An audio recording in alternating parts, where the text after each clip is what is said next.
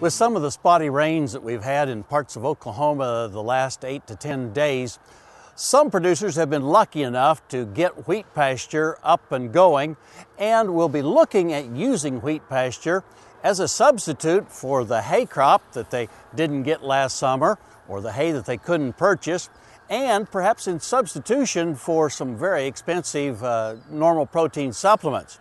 How do we best use wheat pasture with a cow herd?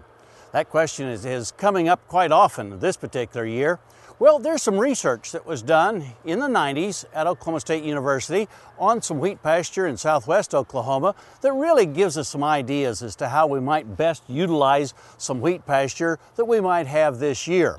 What they did with fall calving cows that already were nursing calves, was put the cows and the calves on the wheat pasture every other day.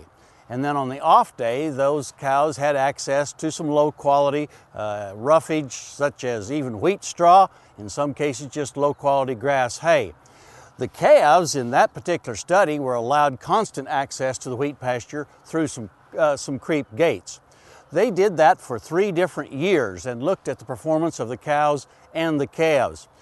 You can look online at those research reports by going to the SunUp website. That's sunup.okstate.edu. Look at the show links. You'll find, as you read through those studies, that the cows held and maintained their body weight and body condition throughout the winter really quite well. The calves that had constant access to the wheat pasture actually outgrew their counterparts that were given just a normal feed on a normal pasture with normal supplementation. Cows that are going to calve next spring, those that are dry cows now but pregnant, I think we can best utilize that wheat pasture by putting them on one day and then off on a dry pasture or access to big round grass hay bales the other 2 days. We'll get better utilization out of the wheat pasture. How long is a day on wheat? I think that's an important question.